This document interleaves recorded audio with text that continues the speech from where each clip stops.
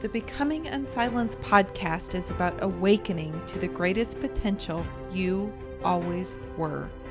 Listen to teachings, interviews, and inspiring stories of others who have challenged the accepted, expanded possibility, and merged modern day life with ancient wisdom to discover their greatest potential. When you become fearless, you become limitless. Now be inspired by today's episode. Thank you for joining me today on the Becoming Unsilenced podcast. I'm so excited to have Melanie Miller as my guest here today. Melanie is from my own hometown, and she is a very cool lady, and you guys are going to be delighted to hear a little bit of her story today. But Melanie was born and raised in Antelope County, Nebraska, rural Nebraska. But she lived on the East Coast for 30 years, where she attended seminary, was ordained in the United Church of Christ, and served churches in Maine, New York, and Virginia. She returned home in the fall of 2015 and is raising cattle, preaching, working and building a community, and building her dream home, which I just heard a little bit about today, which sounds fantastic. So welcome, Melanie, to the Becoming Unsilenced podcast. And our mission here is really to grow, nurture, and support women so that they can no longer live from a place of fear, doubt, and trauma, and instead step into their own significance, their own authenticity, and live what I call an unsilenced life, which is just stripping away all of those things that keep our voices as women silent. What a great mission. Oh, yeah. And it's been a lifetime for me of sort of navigating that and trying my best. Yes, and which is why I wanted to have you here today. So ironically, Melanie and I connected for this podcast around a comment that she put on Facebook about her tractor. And, we share in the fact that we've spent many years in male-dominated careers and the influence that has had. So we might talk about that a little bit today. And yeah. Then if you have been with us through the launch of this season, you'll know that one of the things we're focusing on this season is the 5 top ways that women are silenced. One of those is religion, and Melanie's going to, who better to talk about silencing than religion than a female pastor? So, all right. So cheers, we've got our cup of coffee here. Perfect. And we're ready to go. So, yeah. So where do you want to dive into the conversation? Well, let's start at religion. I was raised in a fundamentalist evangelical church and received all those messages from birth. When you say all those messages, can you absolutely I can define unpack that. I would say the strongest message that women receive in fundamentalist circles is that Eve is the problem of everything. Mm-hmm. And thus we, women, are the source of all problems. The source of all evil. Fundamentalists who may listen to this might say, well, that's not what we say and that's not fair. And yet that is the dominant message that you receive. And from that sin of Eve, from that eating of the apple, we're suspect. Yeah. We're the temptress. And I think what I've started to realize is, even though not everyone in Neely in Antelope County in Nebraska or the United States is evangelical, those messages are run so deep in our culture, in American culture. And so you may not have been raised fundamentalist, and yet guess what? The culture is built on that misogyny and that patriarchy.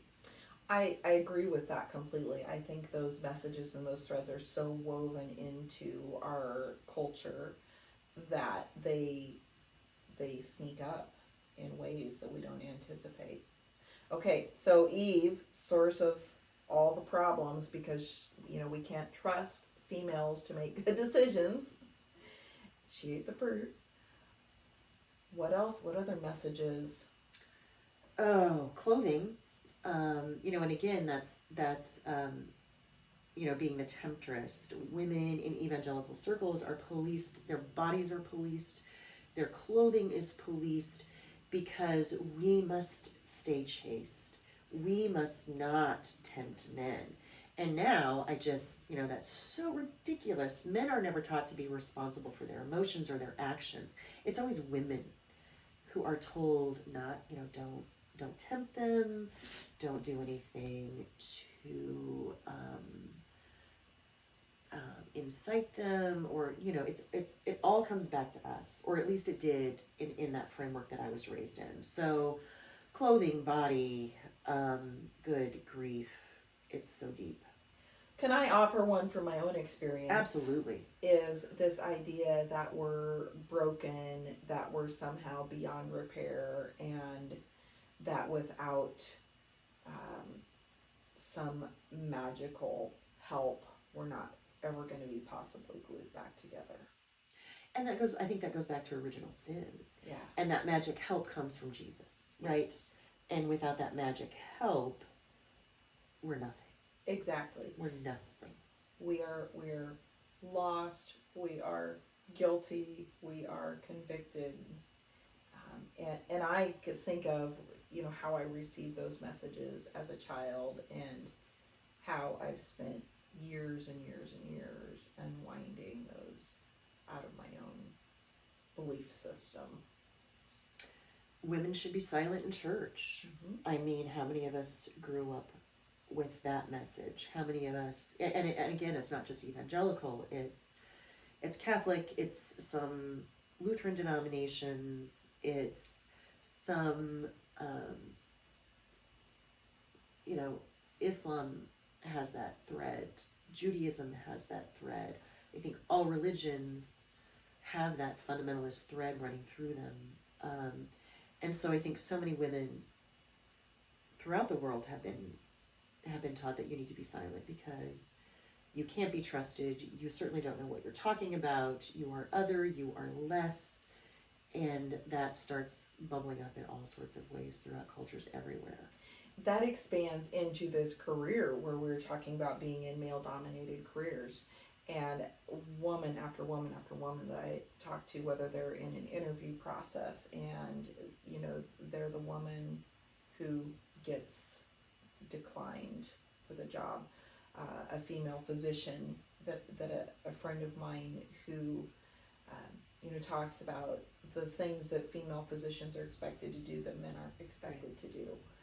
The women, the appropriate careers for women and less appropriate. And I think in some ways we're making progress, and in some ways it feels like there's little progress being made. Yeah.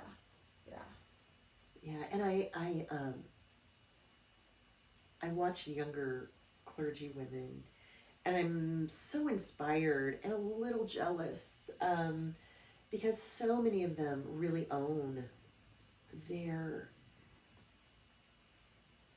bodies and their minds in ways that I never did. I had so much self-doubt and so much, what am I doing? And, feeling like an imposter, feeling like I was going to be found out. And maybe they do too, and they don't show it.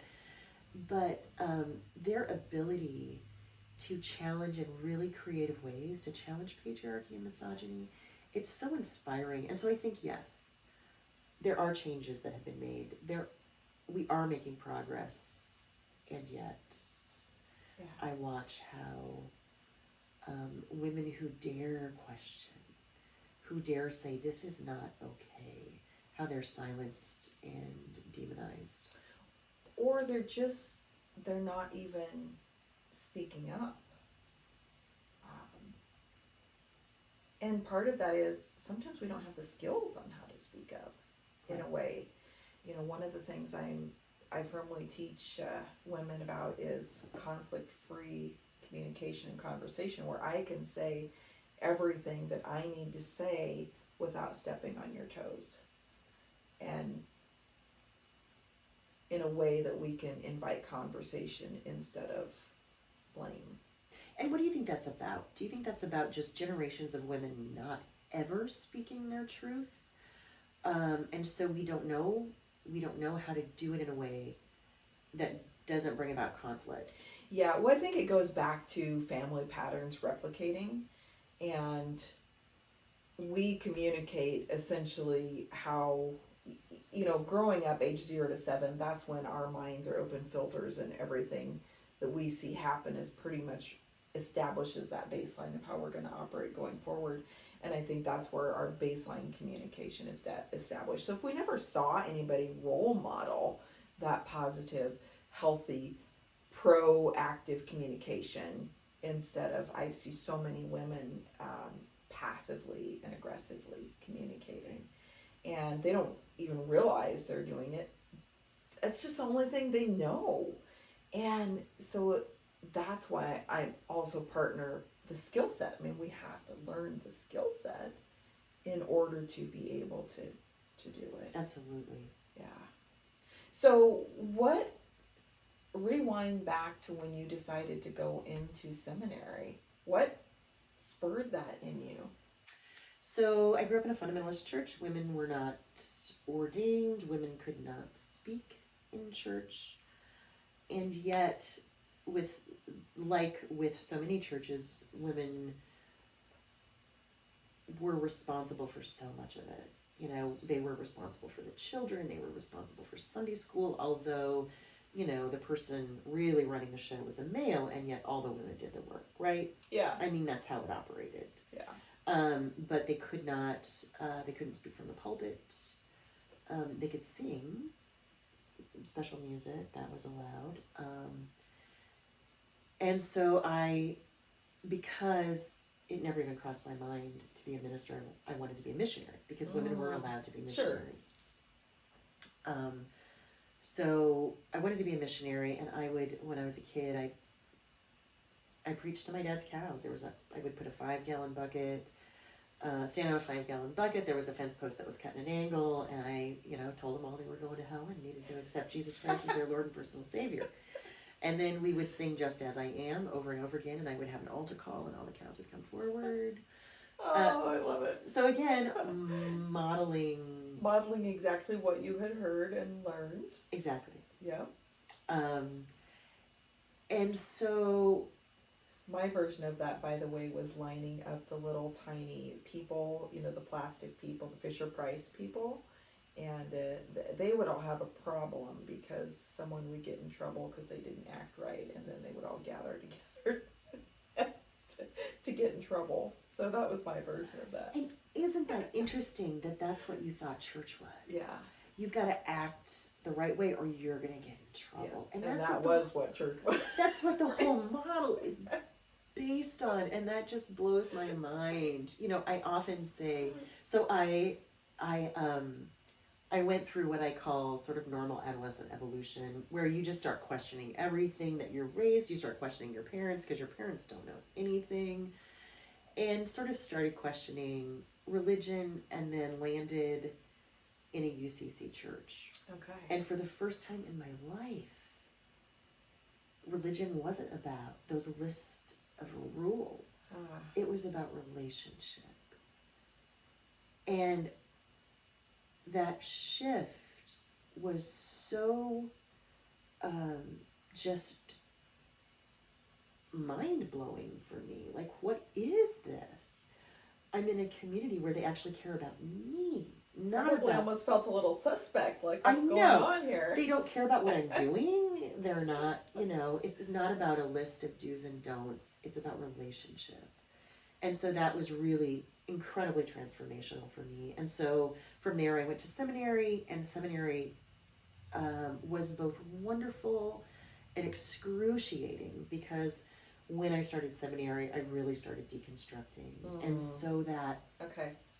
Which is an interesting time when you begin to see that some of the things you've built your belief system on aren't true. Right. Most of the things I had built my belief system on, I discovered weren't true. Yeah. And it was physically painful. I oftentimes say that those belief systems were part of me on a cellular level, and so shedding those was excruciating in so many ways, emotionally, physically, intellectually. And I had this odd sense of superiority when the first day in my Old Testament class in seminary, the professor said, "Open up your Bibles to Isaiah," and I opened up my Bible to Isaiah, and I looked around the room, and everybody else was looking at the index to see where Isaiah was, and I was like, "What? How can I knew right where to turn. How can you be in seminary and not know where Isaiah is?" And then I slowly began to realize, I actually just had the realization not so long ago that, okay, I was the oddball in the room. I was the freak in the room. Wow, how interesting. That how awful, Melanie, and to be able to say how awful that you were indoctrinated in that way. Yeah. That by the age of 5, you were memorizing scripture and you knew all the books of the Bible, and you know, that kind of, and I think for many churches that's just normal, but it's indoctrination and it's propaganda in a way that no child should really ever be formed in that way. Yeah. And part of that was all those rules.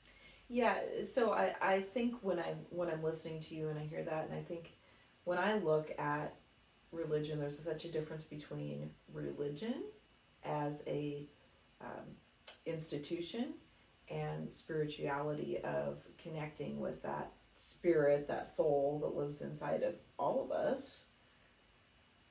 And yet that's what religion is supposed to be about, but yet all of these rules, all of these rituals, all of these structures have so clouded and disconnected religion from what it was created to be. Right. And I think, you know, the whole debate about the 10 Commandments in courthouses or wherever, you know, separation of church and state, but this group of people who need the 10 Commandments to be visible. And I think, you know, for so many of them, those 10 Commandments are symbolic of purity culture, that list of do's and don'ts. And so for them, living a righteous, pure life is sort of the end goal. You know, never breaking a commandment, that's the end goal. And I want to say, but those 10 Commandments are all about relationship. They're all about living in relationship. And so the end goal is creating healthy, whole relationships, not being pure and chaste and right. And that's where it goes back to some of those messages that we receive. We receive these messages that we're broken, we're not enough, we're wrong. It's hard to create healthy, whole relationships when you feel that judged inside. Absolutely. I'm not capable is really the message that you receive. Yeah. Yeah. We even get in our culture this idea that, well, if I find this partner that makes this perfect match, then we'll be this one whole person. But how can half of an egg merge with another half of an egg to ever form a whole egg? It doesn't work that way. You have to find that place of wholeness within inside of you before you can ever be in healthy relationship with others. So fundamentally, it's a fundamental building block. Absolutely. And just the nonsense that I was sold as a kid about relationships, you know, and sexuality, you know, the message that you're supposed to be pure and chaste until marriage. Sex is bad, awful before marriage. And then suddenly you're supposed to flip a switch and it's suddenly good. Yeah, right. And then we wonder why there's issues inside marriages. Right. And the notion that you talked about before, that we're also this notion that God has the perfect person for us, this soulmate, so to speak, that God has picked. Can we just call it the bullshit that it is? Yes, it just sets us up for so much pain. It does. And, and I lived that myself, and 17 years struggling at marriage, that really the end of that marriage was the catalyst for my own awakening up to the fact that how I was running on autopilot on so many things that didn't serve me. And,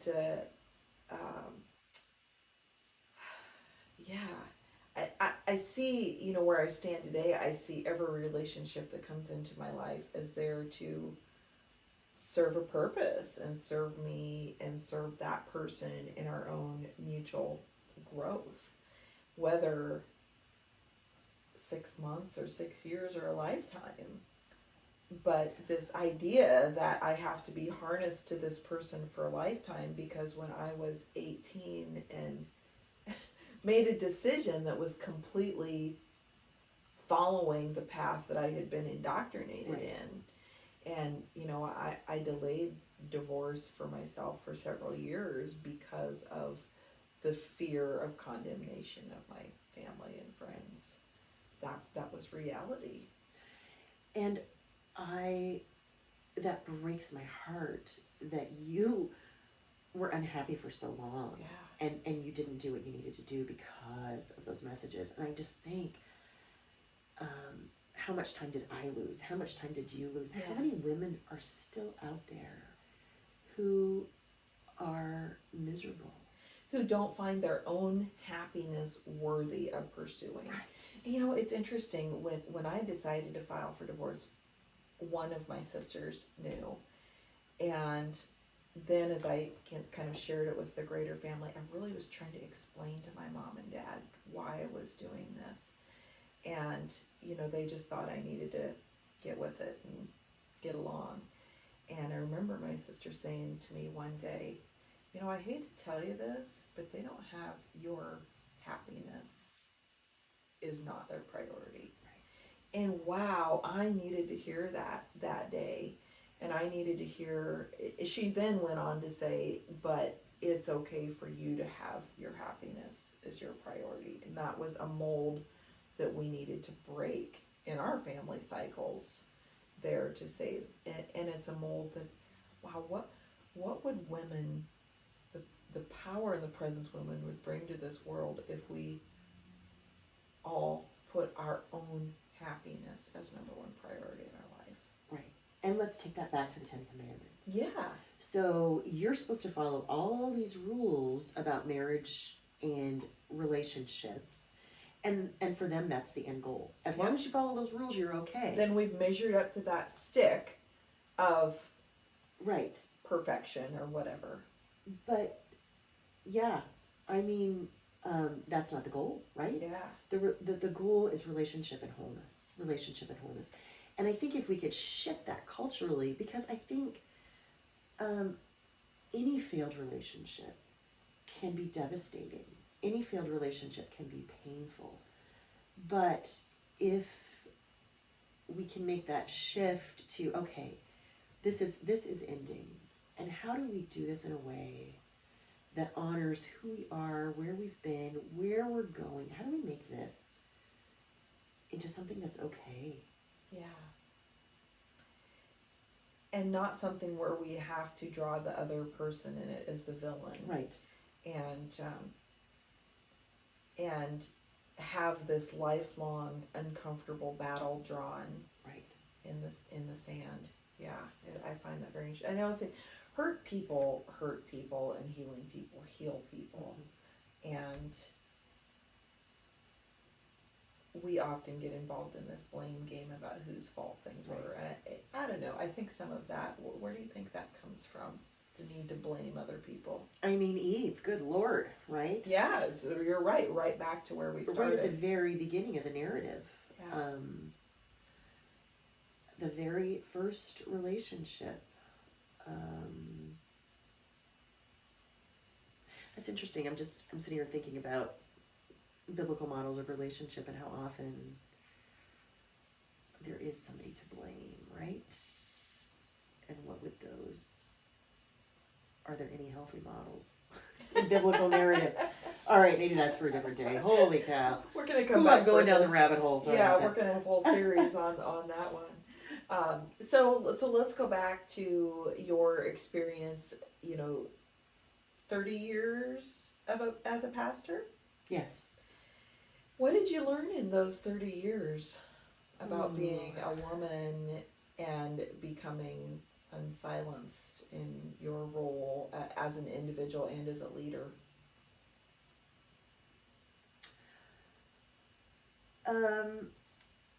So like I said, I started my deconstruction from fundamentalism in seminary, and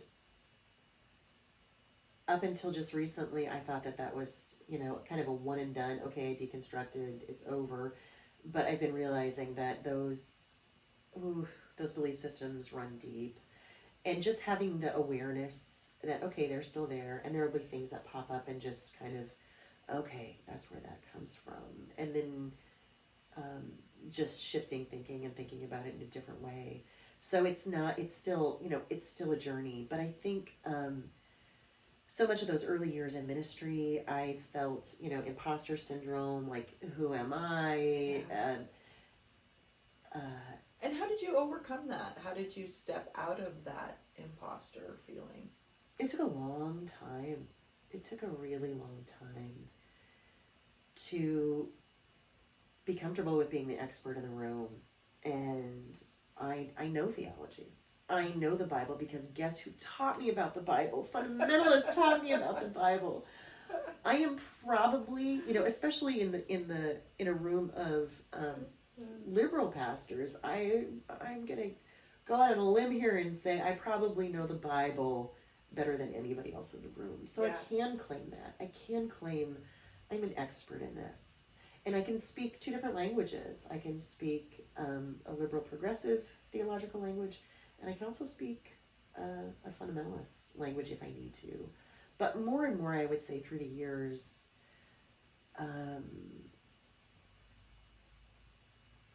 I became more frustrated and more exhausted. I think even the best churches, even the most liberal, progressive churches, the model of church is built on a patriarchal model. Yeah. And it just became increasingly frustrated. And some of that was as simple as just,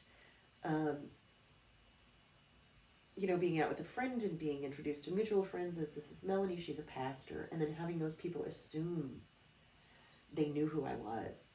Based on that one title. And that was exhausting and heartbreaking in some ways.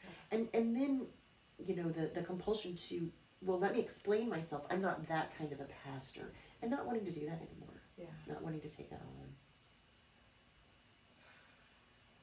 So was there a moment, a turning point where you decided to step out of that role? There was, and it probably had more to do with just burnout. And I suppose a lot of that burnout did have to do with just being tired of that role and all the assumptions that came with it. But the last church that I served was truly wonderful. But there was an enormous amount of pastoral care that happened there. And just being tired after 20 years. And my dad had been wanting me to come home and take over the house so that he could retire fully. And it's interesting. We were on the phone one day talking, and I was tired and frustrated. And he said, if you were to come home and you didn't like it, it wouldn't have to be forever. And I went, oh, of course. And in that moment, had the freedom to say, all right, I'm going to try this. Wow. That brings up another huge, great example, because we put so much pressure on ourselves to know ahead of time we expect ourselves to know ahead of time the right answers to everything. Right. And instead of saying, it's okay to try, and the result that I get is feedback about whether I want to continue on this path or whether I don't want to continue, or whether I want to go on a slightly different path. And why don't we live every day of our lives like right? that? Why is it so revolutionary for me to hear somebody say, if that doesn't work, it's okay? Yeah. And how much freedom would we have if we could just, again, approach every day like that? I tried this. It isn't working. What can I do differently? I can let go of it instead of the shame and judgment and guilt about I screwed up. I did something wrong.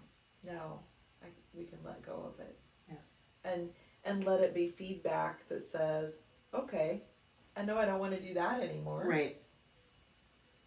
Yeah. So you came home to take care of the cows. And how has this piece of your journey helped you reflect into women, their voices, who we are in our society?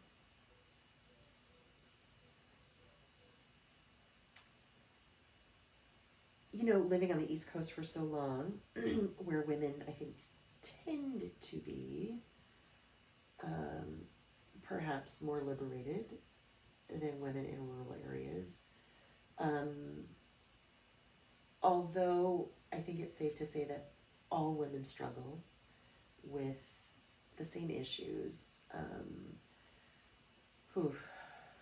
The burden of the majority of the domestic labor, unpaid domestic labor. I don't think it matters urban or rural, that women carry the load for domestic unpaid labor. Agreed. Yeah. And yet, I would say larger percentages of women on the East Coast work outside the home, are educated. So I guess moving back, trying to navigate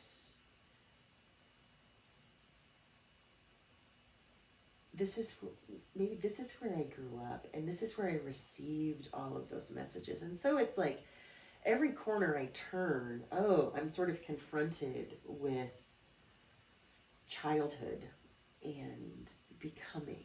And sometimes that's wonderful, and sometimes that's difficult. For example, the house that I'm building, I was up on my hill recently, and my house overlooks my grandpa's farm, where I live now, where I grew up.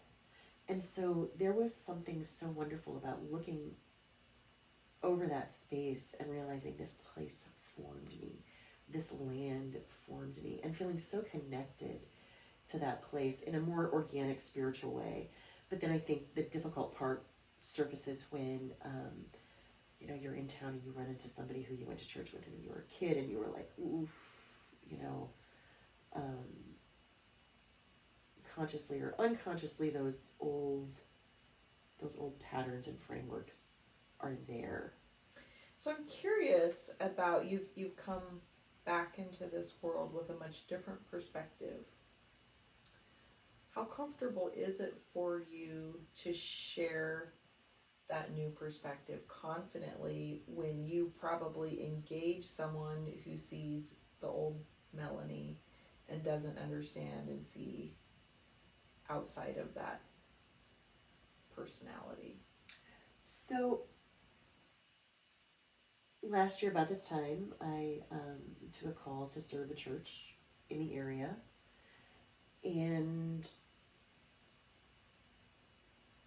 in order to do that and not feel the ways that I did in the past, I told myself that I would do my best to be my authentic self. To not hide this fact that I have deconstructed from fundamentalism, to not hide the fact that I now believe that framework, that belief system does enormous harm, not just to women, but to men and to everybody, and to help people see how those belief systems are so much a part of our culture here. And yet, to have the knowledge that I have to be really, really careful how I do that. Because the language that I use can alienate people immediately. Yeah. And so, to honor that balance of, yes, I need to be myself, I need to be authentic, or I can't do this. Yeah. But to also recognize that, okay, you need to do this in a way that people can hear it. Mm-hmm. Because if they can't hear it, they're not going to want you in this space, right? Right. And when you cut off an ear to start with, or when someone cuts their own ear off because they don't want to listen to a word, right. Then it drives backwards, progress backwards. I think we see that in so many other aspects in our world today, in politics, and even how COVID has been approached. Yeah.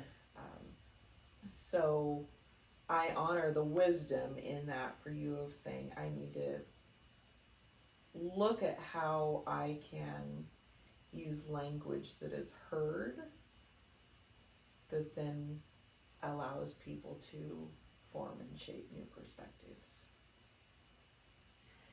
And I don't know how well I'm doing. It may be too soon to tell. I recently, and still the self-doubt is there, right? Like it's always there. Recently I said in church, I've started doing this thing where my benediction on Sunday morning turns into a second sermon. And what I really try to do in that time is to connect the sermon and the biblical text with very concrete everyday things. So recently I said, and it's been haunting me, it's been playing over and over in my brain because I worry about how people heard it. I said, we've been told that the most important thing is our personal relationship with Jesus Christ, and I'm here to tell you that that's not the most important thing. And I went on, and so that's been playing over in my head because I think there was a better way you could have said that people maybe could have heard it differently. What I wanted to say was, and I think this goes back to women and all of the things that we combat that come from religion. So it's not about our personal relationship in the sense that it's about our personal relationship, because we relate personally. That's how there's no other way of relating. We all relate on a personal level. I relate to you on a personal level. I relate to the world, to all of creation, to God. And so, yeah, of course. But to assume that my personal experience is the only one is where we get hung up, and is where we start to stumble. And that's what I was trying to say, is that there is not just one personal experience of God. There are so many out there. And I think, going back to women and how we relate, to honor that, to talk about that, this has been my experience. And I think so often, especially in fundamentalist religions, there's only one personal experience that's valid. That's such a great point. And if your one personal experience doesn't look like, smell like, act like what the expectation is, then it's not valid. I've lived my own journey of reconciling those fundamental beliefs to a new perspective. The fact that, our spirit is a spark of the greater creator, whether you use the word universe, God, whatever. But that same spark that's in me is in you, and that same spark that's in you and me is in the tree that is out there, that is in the bird that is out there, that everything that's part of creation. And when we judge, if I judge that spark in you, I'm judging that same spark in me. And instead, when we recognize and realize the greater connectedness, the greater oneness, it allows for each person's journey to look what's meant to be. I've come to love this term, pravda-karma. Are you familiar with it? It is a word that comes from the Yoga Sutras of Patanjali, and it's a word that describes the fact that we're each here in life on our own personal course of learning, our own personal school of learning that was meant and designed for each of us. So my own pravda karma is never going to look like yours. Yours isn't going to look like mine. And when we can embrace that, all the things we encounter on our journey, including as transformational women being alive in this day and age, you know, your voice is necessary to be heard. My voice is necessary to be heard so that we can bring about the shifts and change. So we act like that candle that lights the path forward for others.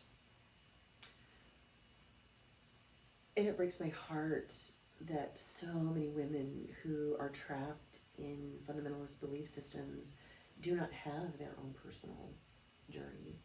Their journey is all about men. Yeah. Well, that's what we're here to break, right? Oh, amen. To shine some light on. And this kind of feels like a good place to wind down our conversation.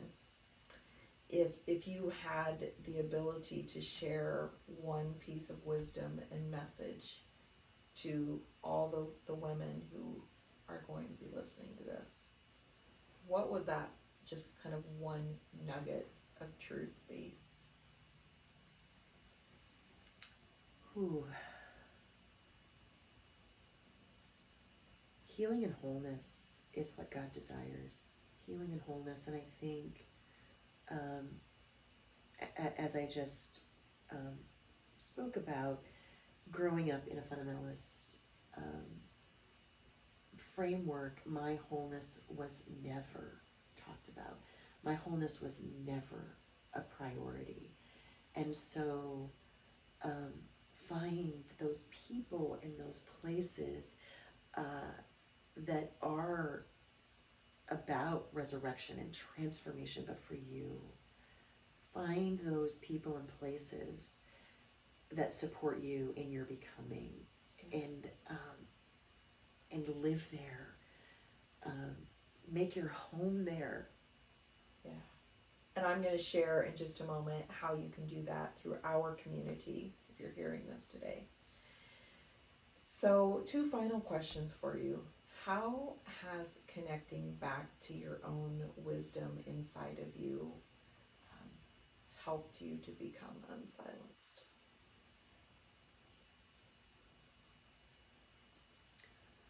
Oh, the thing that comes to mind is trust. It took me so long to trust myself. Yeah. Trust. Yeah. Beautiful. Trust. And who is unsilenced Melanie? Oh.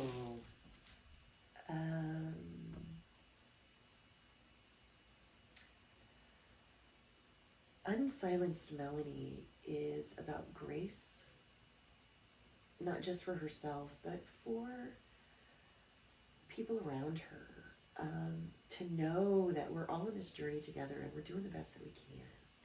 And sometimes those old patterns and those old voices tend to dominate and we kind of get sucked back in. I know that I do sometimes. And to just offer yourself grace, to have an awareness. You know, it's like meditating, you know, acknowledge the thought, but let it go. Yeah. I don't always do that well. Sometimes I grab onto that thought and I work it. But when I do that, to offer myself grace and to offer those around me grace, to just be kind and gentle. I think that's the word becoming, you know, in the name of the podcast, Becoming Unsilenced, is becoming represents that journey. And it's more about the journey than the destination that we arrive, because there's so many layers of transformation that we can take on. Thank you so much for being here today.